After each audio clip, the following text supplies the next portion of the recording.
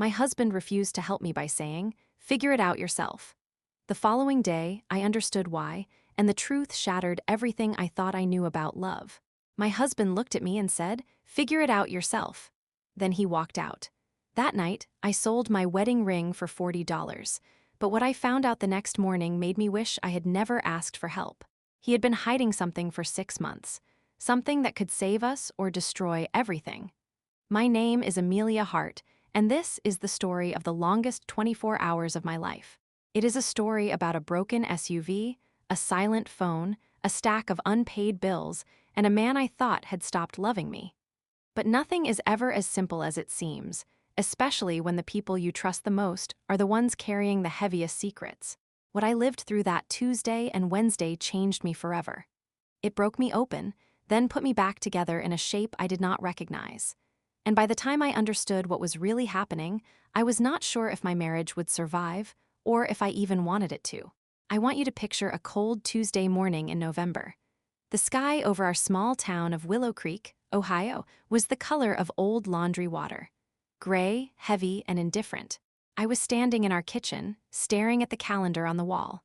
The red circle around the 15th was screaming at me. That was the day my daughter Lily's medical bills were due. Not just one bill, 4 of them. They had piled up like fallen leaves after her asthma attack last spring. The one that sent us to the emergency room in an ambulance with flashing lights and my heart in my throat. But that morning, something else was wrong. Something I could not name. The air in our apartment felt thick, like breathing through wet cotton. David had been distant for weeks, but this was different. He had not looked me in the eye for 3 days. He had stopped asking about Lily's health. He had stopped asking about anything. I told myself it was the stress of work. I told myself he was tired. I told myself 100 lies because the truth was too frightening to face. I am a mother first. Everything else comes second. My husband, David, is a good man, or at least I had always believed that. We met 10 years ago at a diner where I was waitressing. He was a construction foreman with calloused hands and a quiet way of smiling that made you feel like you were the only person in the room. We fell in love the way people do when they don't have much money but have plenty of hope. We got married in my mother's backyard. I wore a white dress I found at a thrift store. He wore a borrowed suit. We danced to a song from a small radio. It was simple and perfect. But simple things can break. Perfect things can crack under the weight of real life. That Tuesday morning, David was sitting at the kitchen table, drinking his coffee black. He had not shaved in 3 days. His work boots were untied. There was a tiredness in his eyes that had become permanent, like a stain that no amount of washing could remove. He had been working double shifts for weeks. At least, that is what he told me. Our savings account was a joke. Less than $200. The rent was due in a week, and now these medical bills. I held the envelope with the final notice. The paper was thin, almost see-through. The red letters said, "Immediate action required. Account in default." My hands were shaking. I had not eaten in 2 days because I was saving food for Lily. My own stomach was a hollow knot of anxiety. "David," I said softly. My voice was not demanding. It was pleading. I hated the sound of it. "I need help. The hospital called yesterday. They said if we don't pay at least half of this by tomorrow, they're sending it to collections. Our credit will be ruined. We won't be able to rent another apartment. I don't know what to do." He did not look up from his coffee. He just stared into the black liquid like it held the answers to questions he was too afraid to ask. "David," I said again, louder this time. My heart was pounding. I could feel it in my throat. He put the mug down. The ceramic made a hard sound against the wooden table. Then he looked at me. His eyes were flat, not angry, not sad, just empty. And that was worse than any anger could ever be. In that emptiness, I saw something that chilled me to my core. I saw a man who had already left me in his mind, a man who had given up. "Amelia," he said, and his voice was cold in a way I had never heard before. "Figure it out yourself." I froze. The envelope crinkled in my hands. I thought I had misheard him. I waited for him to laugh, to say he was joking, to reach out and pull me into a hug and tell me everything would be okay. But he did not. He stood up, grabbed his jacket from the back of the chair, and walked out the front door. He did not kiss me goodbye. He did not ruffle Lily's hair as she slept on the couch, wrapped in her favorite purple blanket. He just left. The door closed with a soft click, not a slam, a click, and that tiny sound felt louder than any explosion. I stood there for a long time. Minutes or hours, I do not know. The kitchen clock ticked, the refrigerator hummed, and somewhere in the distance, a dog barked. I was alone. Utterly, completely alone. The man I had shared my life with for 10 years, the father of my child, had just told me to figure it out myself. I walked to the window and watched his truck pull out of the parking lot. He did not look back. He never looked back. The red taillights disappeared around the corner, and I felt something inside me snap. Not a thread this time, a rope. The rope that had been holding our marriage together for a decade. I did not cry. Not then. I was too shocked for tears. Shock is a strange thing. It freezes your emotions. It turns your blood to ice water and your thoughts to static. I walked to the couch and looked down at Lily. She was 6 years old. Her brown hair was spread across the pillow like a fan. Her lips were slightly parted. She was dreaming of something happy, I hoped. Her tiny chest rose and fell with each breath, and I was grateful that for this one moment, she was breathing easily. The medical bills were because of her. Last spring, she had a severe asthma attack at school. I got the call while I was at work. I ran out of the restaurant without telling my boss. I drove 40 miles over the speed limit, running 2 red lights and nearly crashing into a delivery truck. When I got to the hospital, she was in a bed with tubes in her tiny arms. Her face was pale. Her lips were blue. The doctor said if we had waited 10 more minutes, she could have stopped breathing completely. That day, David was on a job site 2 hours away. He drove like a madman to get to us. When he arrived, he fell to his knees next to Lily's bed and cried. He cried harder than I had ever seen a man cry. He promised her that he would never let anything bad happen to her again. He promised me that he would work 3 jobs if he had to. He promised us the world. And now, 6 months later, he was telling me to figure it out myself. Something broke inside me that morning. Not dramatically, not with a scream or a crash. It broke quietly, like a thread snapping in a piece of fabric. The fabric of our marriage had been wearing thin for a while, but I had always pretended it was fine. I had sewn patches over the holes. I had ignored the fraying edges, but this thread was important. This thread was trust. I spent the morning calling anyone I could think of. My mother lived in Florida with her new husband, a retired salesman who did not like me very much. She said she was sorry, but they had just spent money on a new roof. "Amelia, you need to be more responsible," she said. "You can't keep asking for handouts." I hung up before she could finish. My best friend, Cassie, was a single mother of twins. She had no extra money. She offered to watch Lily for free so I could pick up extra shifts, but that was not enough. I needed cash. Cold, hard cash, and I needed it now. I called the hospital billing department. A woman with a monotone voice told me that no payment plan was available because we had already defaulted on 2 previous arrangements. I asked to speak to a supervisor. She put me on hold for 45 minutes. I sat there, listening to terrible elevator music, watching the minutes tick by on the clock. 45 minutes of my life that I would never get back. When the supervisor finally came on the line, she offered me the same answer. Pay half by tomorrow, or the debt goes to collections. I hung up the phone and sat on the kitchen floor. The linoleum was cold against my legs. I pulled my knees to my chest and finally let the tears come. They came hot and fast, like water from a broken dam. I cried for Lily. I cried for David. I cried for the girl I used to be, the one who believed that love was enough to solve any problem. I cried until my head throbbed and my eyes were swollen shut. Then I heard a small sound. Lily was awake. She was standing in the doorway, holding her purple blanket, watching me with wide eyes. "Mommy, why are you on the floor?" she asked. I wiped my face quickly. "Mommy is just tired, baby. Mommy is just resting." She walked over and sat down next to me. She put her tiny hand on my cheek. "Don't be sad, Mommy. I will give you my piggy bank money." That almost broke me again. Her piggy bank had maybe $3 in quarters and dimes, but she was offering it without hesitation.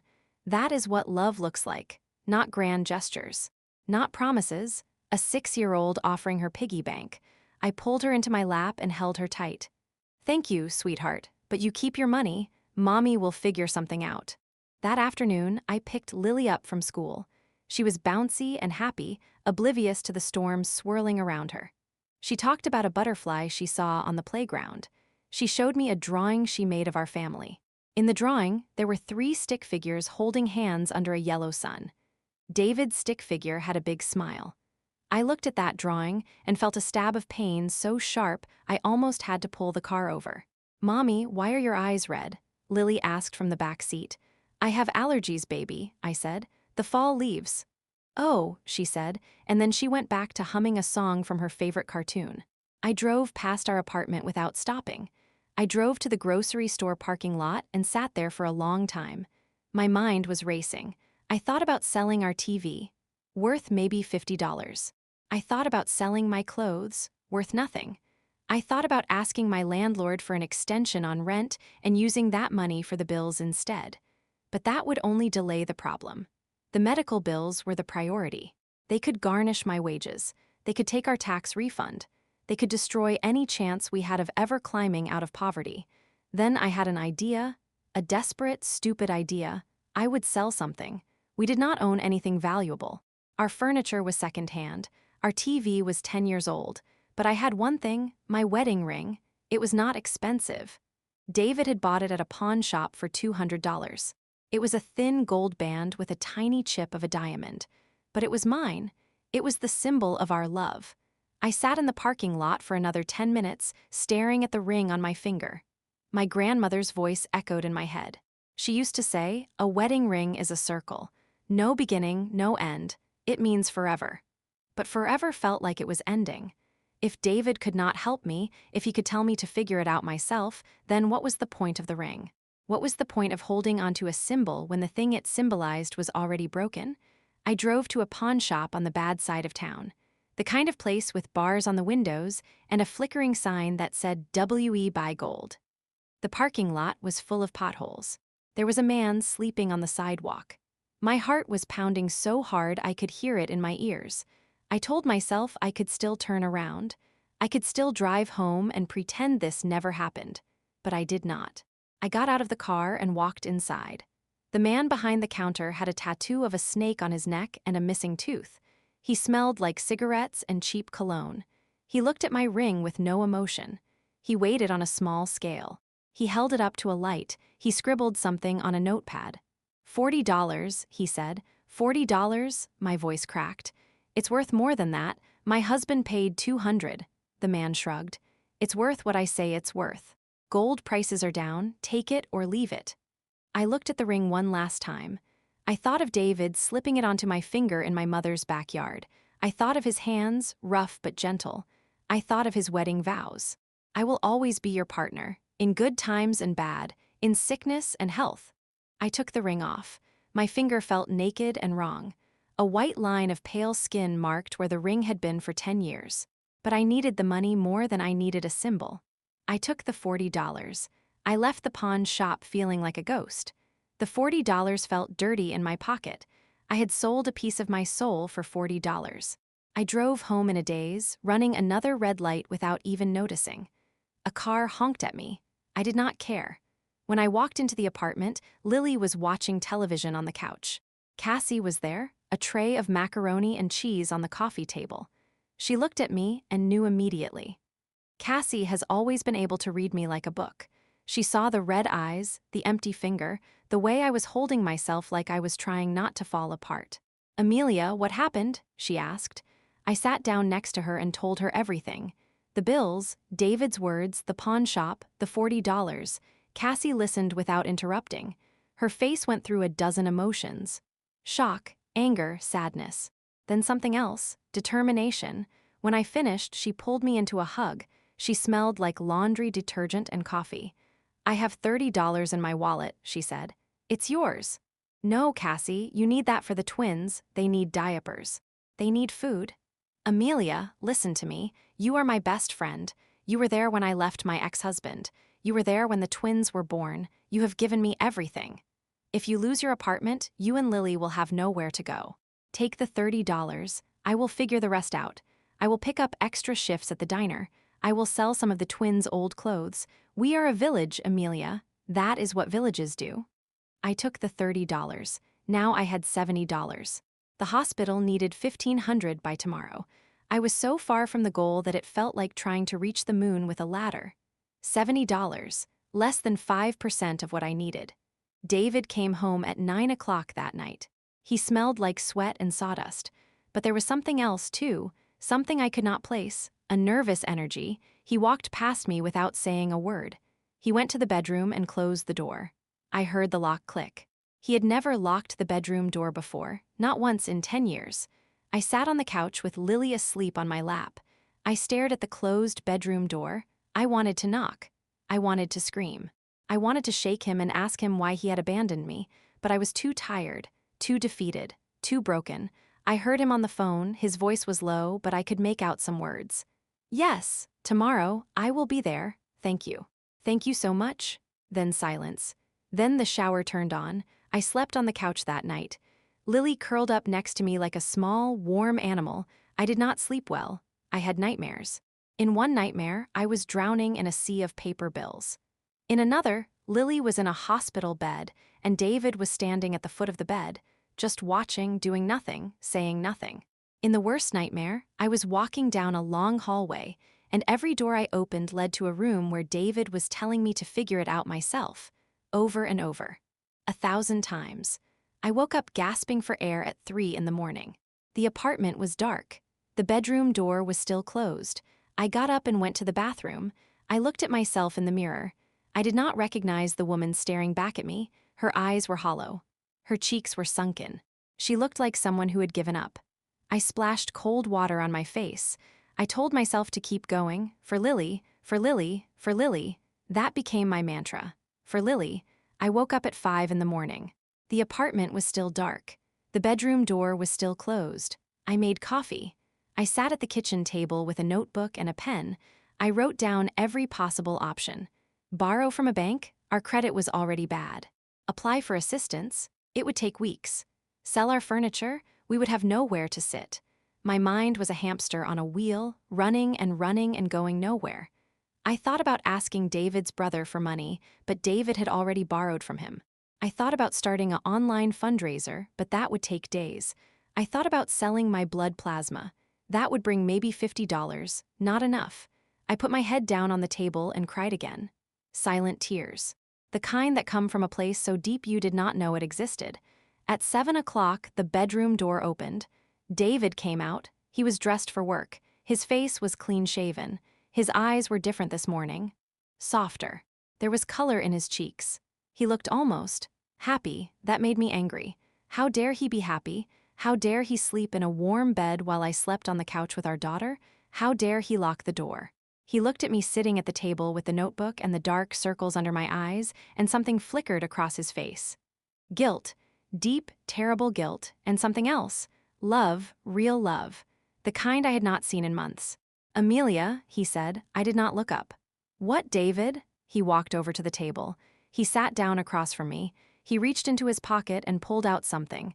He placed it on the table between us. It was a check. I looked at the number on the check. My heart stopped. It was a cashier's check for $5,000. I stared at it. I blinked. I looked at him, then back at the check, then back at him. My mind could not process what I was seeing. $5,000, that was more money than we had seen in years. What is this? My voice was barely a whisper. Figure it out yourself, he said, but this time his voice was not cold. It was gentle, almost broken, almost pleading. I don't understand, I said. Yesterday you said. I know what I said, he interrupted. And I am so sorry. I am more sorry than you will ever know. I am sorry for every cruel word. I am sorry for every cold look. I am sorry for locking the door. I am sorry for making you feel alone. But I needed you to figure something out on your own. Not the money, something else, something more important. My mind was spinning. David, what are you talking about? Where did you get $5,000? We have no money. We have less than $200 in the bank. You have been working double shifts for weeks. Where did this come from? He took a deep breath. His hands were shaking. I had never seen David's hands shake. He was a construction worker. His hands were steady from years of lifting and building and hammering. But now they trembled like leaves in a storm. I have not been honest with you, Amelia, he said. For the past 6 months, I have been lying to you, every day, every night. Every time I said I was going to work, I was lying. Every time I said I was tired from a double shift, I was lying. Every time I said I would bring home a paycheck, I was lying. The world tilted sideways. The kitchen spun around me. I gripped the edge of the table to keep from falling. "What?" The word came out as a croak. "I lost my job," he said. The words came out like stones falling from a cliff. Heavy, final, crushing. The company went under in May. They did not tell anyone. They just locked the gates one morning and posted a notice. I have not been a foreman since the spring. I have been leaving the house every morning and driving to a parking lot by the river. I sit there all day. I have been sitting there for 6 months, watching the water flow by, trying to figure out how to tell you. Trying to figure out how to fix this. Trying to figure out how to be a man. I could not breathe. The air was gone. The room was shrinking. "You lost your job in May?" That was 6 months ago. That was the same week Lily was in the hospital. That was the same day you fell to your knees and promised to work 3 jobs. "Yes," he said. A tear rolled down his cheek. A single tear, then another, then a flood. "I got the call the same day Lily had her asthma attack. I was driving to the hospital and my boss called and said the company was bankrupt. No notice, no severance, no final paycheck, just gone. I pulled over on the side of the highway and I screamed. I screamed until my throat was raw. I punched the steering wheel until my knuckles bled. And then I got to the hospital and I saw Lily in that bed, her tiny body full of tubes, her face pale as milk, and I could not tell you. I could not add one more terrible thing to that day. I could not look at you, already falling apart, and tell you that we had no income. So I lied, and I kept lying. And every day the lie got bigger and heavier and more poisonous. But the money for rent, I said, the grocery money, the utility bills, the electricity, the water, where did that money come from? We have been paying bills for 6 months. Someone has been paying them. David wiped his face with his sleeve. His hands were still shaking. I borrowed from my brother, $500, then $1,000, then $2,000. He stopped answering my calls last month. I sold my tools, every hammer, every saw, every nail gun, everything I built our life with. I sold it all for pennies on the dollar. I took out a loan from a place with high interest, a payday loan, the kind that eats you alive. I did whatever I had to do to keep us afloat. I ate 1 meal a day so you and Lily could have 3. I stopped buying coffee. I stopped buying anything. But the well ran dry last month. That is why I have been so distant. That is why I have been cold. That is why I have been locking the door at night. I have been dying inside, Amelia. Every single day, I have been dying. Every morning, I put on my work clothes and I drive to that parking lot, and I sit in my truck and I pretend to be a man who has a job. And every night I come home and I look at you and Lily and I feel like a fraud, a liar, a failure. The tears were flowing freely now, from both of us. The kitchen was full of them, salt and sorrow and 6 months of silence. But yesterday, I said, my voice breaking. Yesterday, when I asked for help with the medical bills, you told me to figure it out yourself. You looked me in the eye and you said those words. Why would you say that? Why would you hurt me like that?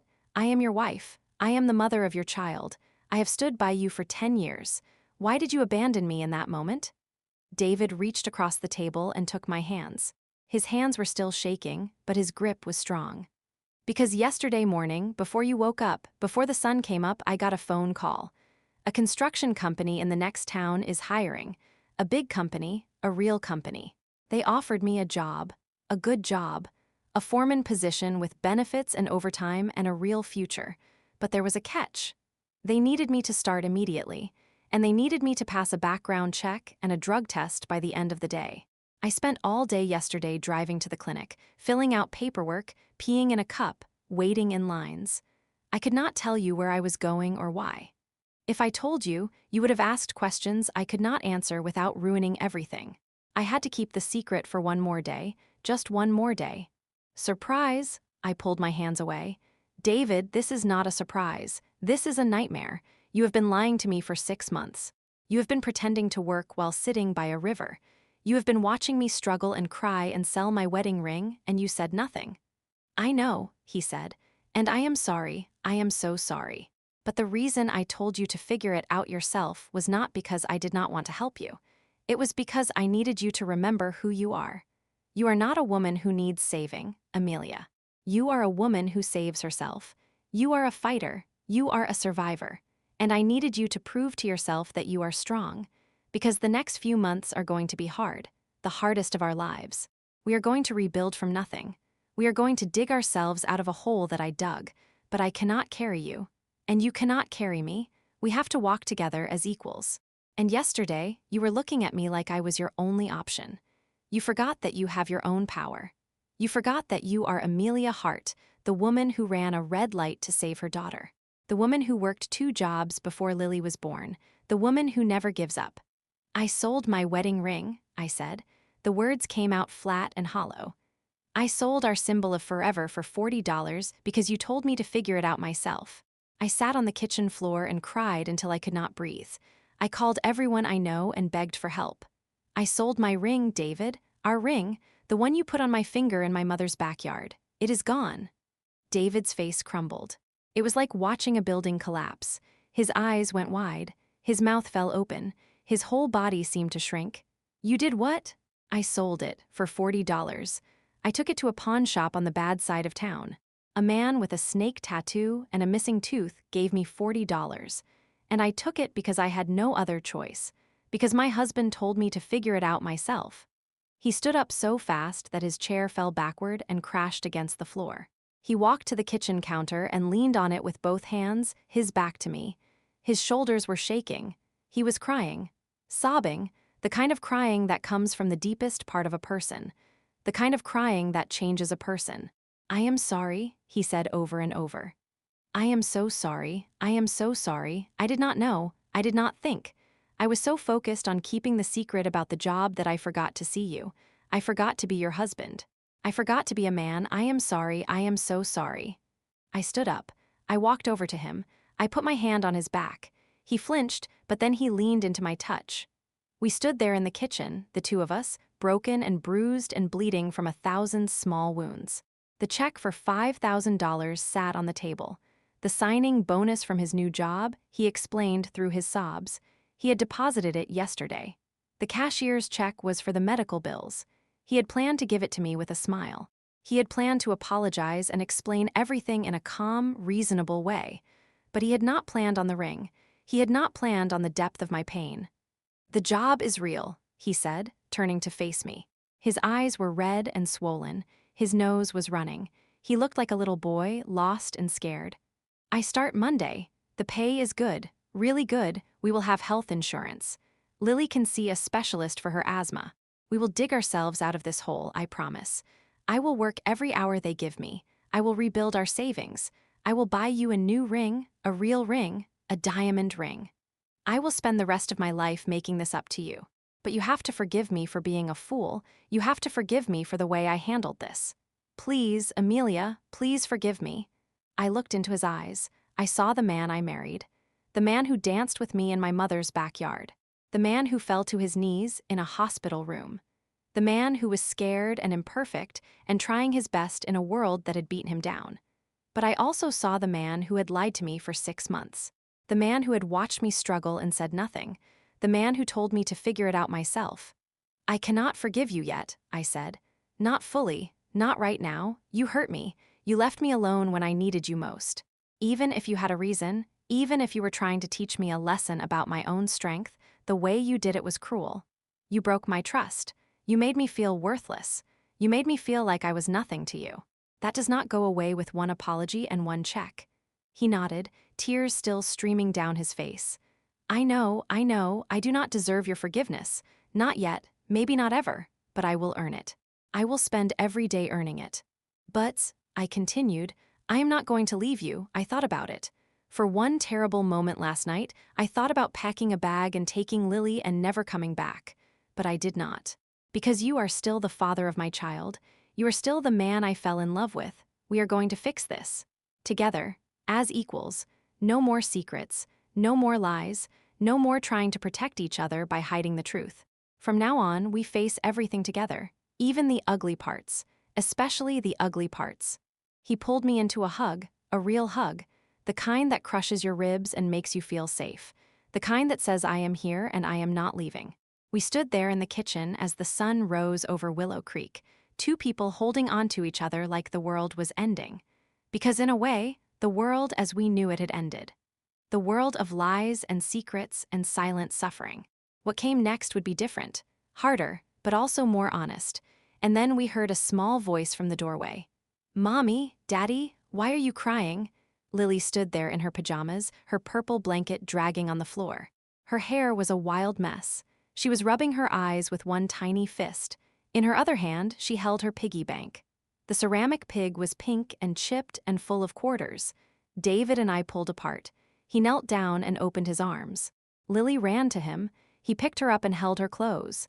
He buried his face in her hair. I saw his shoulders shake again. He was still crying. "Daddy is just happy, sweetheart," he said, his voice muffled. "Daddy is just happy that we are all together." Lily looked at me. "Mommy, are you happy too?" I walked over and wrapped my arms around both of them. "I am getting there, baby. I am getting there." I looked at my family.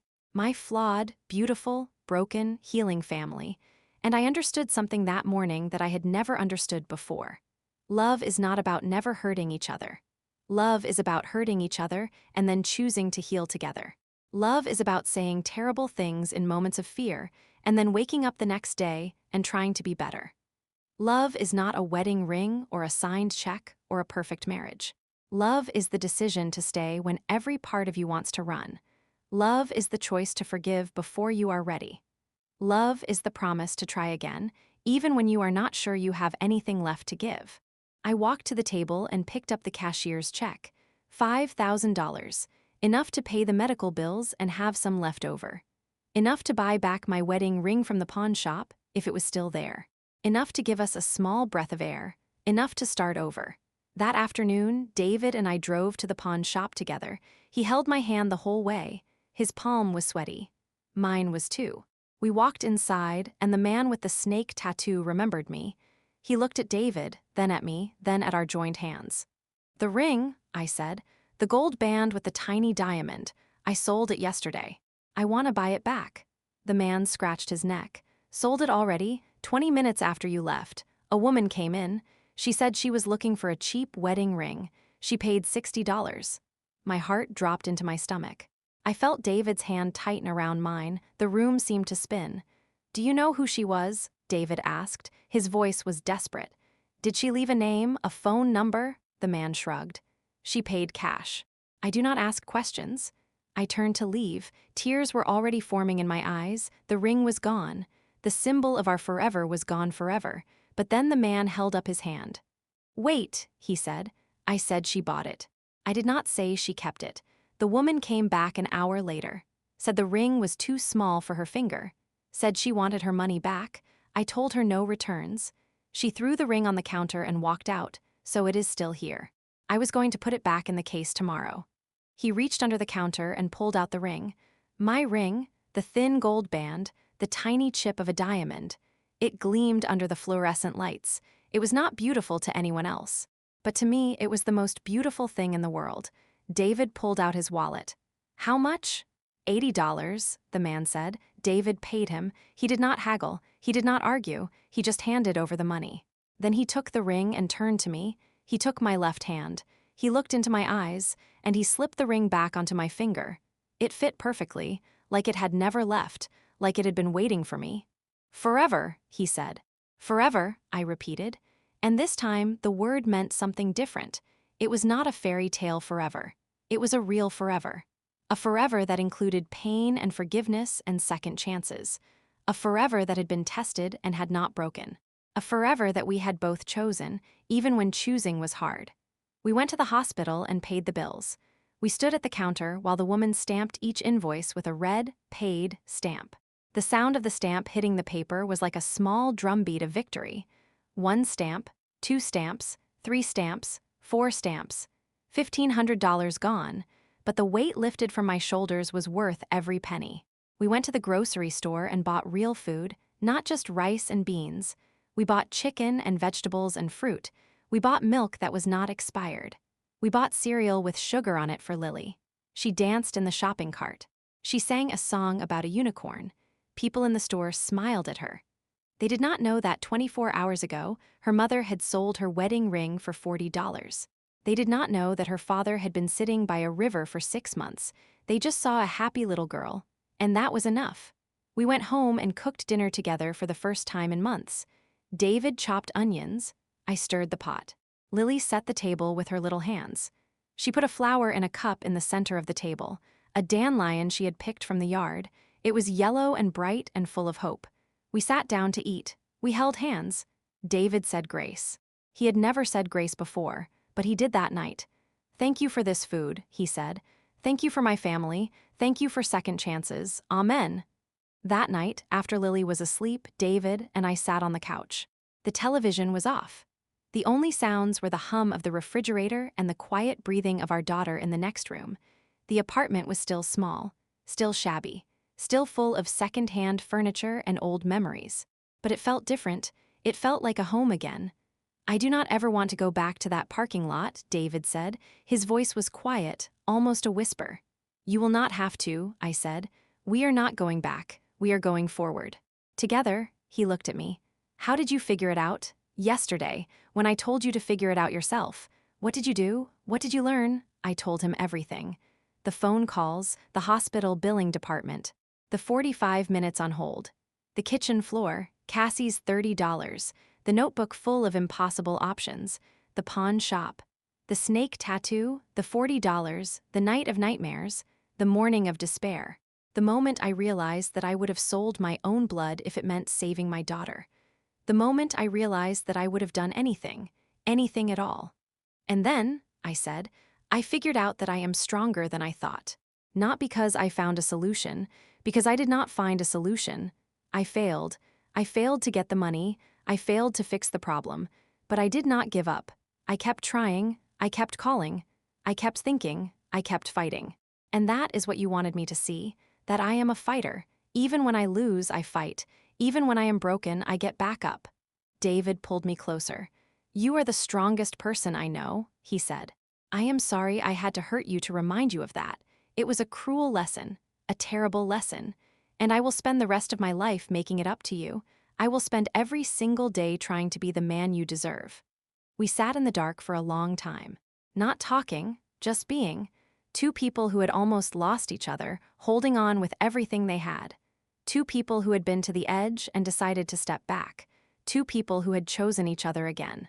The next morning, David left for his new job. He wore clean clothes. He had ironed his shirt. He had shaved. He had brushed his hair. He kissed me goodbye, a long kiss, a real kiss. He kissed Lily goodbye. He knelt down and told her he loved her more than the moon and the stars. He walked out the door with his head held high. He did not look back. But this time, it was different. This time, he did not look back because he was not running away. He was walking toward something. And when he was gone, I looked at my ring on my finger. The thin gold band, the tiny chip of a diamond. It was not worth much to the world. But to me, it was worth everything. It was worth every tear, every sleepless night, every painful conversation, every moment of doubt and fear and hope. I picked up the phone and called Cassie. I thanked her for the $30. I told her I would pay her back next week with interest. She laughed and told me to shut up. I loved her for that. And then I sat down at the kitchen table with a new notebook. I wrote down a plan, a real plan, for our finances, for our future, for our family, how much we would save each month, how much we would put toward the payday loan, how much we would set aside for emergencies. I wrote down goals, small ones, big ones. I wrote down a promise to myself, no more secrets, not from David, not from myself. The medical bills were paid, but there would be other bills, other challenges, other moments when the world would try to break us. That is life. That is marriage. That is family. You do not get to skip the hard parts. You just learn to walk through them together, sometimes crying, sometimes screaming, sometimes holding hands so tight that your knuckles turn white. And if you stumble, you reach out, you ask for help, and you help in return, not because you are weak, because you are human, because no one figures it out alone. David came home that evening with a smile on his face, a real smile, the kind I had not seen in months. He brought pizza, a large pizza with extra cheese and pepperoni. It was a luxury we could not afford, but we ate it anyway. We ate it on the couch with Lily between us. She laughed at something on the television. A cartoon cat fell off a fence. She clapped her hands. David looked at me over her head and I looked at him. We did not say anything. We did not have to. The story of that Tuesday and Wednesday became a story we told ourselves when times got hard. A reminder, a warning, a promise. Figure it out yourself, he had said. And in the end, I did, but I did not do it alone. I did it with a pawn shop owner with a snake tattoo. I did it with a best friend who gave her last $30. I did it with a husband who was so scared of failing his family that he almost destroyed them instead. We are not perfect. We are not rich. We are not the family in the commercials with the matching pajamas and the perfect lawn. We are a family of fighters, of forgivers, of people who say cruel things in moments of fear and then spend the rest of their lives trying to take them back. We are a family that broke and then chose to heal. That is our story. That is our forever. If you take one thing from this story, take this. When someone you love tells you to figure it out yourself, do not assume they do not love you. They might be drowning. They might be hiding a secret so heavy that it is crushing them. They might be trying to teach you a lesson in the worst possible way. Or they might just be human, broken and scared and doing their best. Figure it out yourself. And then, when you have figured it out, go back to the people you love and help them figure it out too. Because that is what family is. That is what love is. That is what forever means.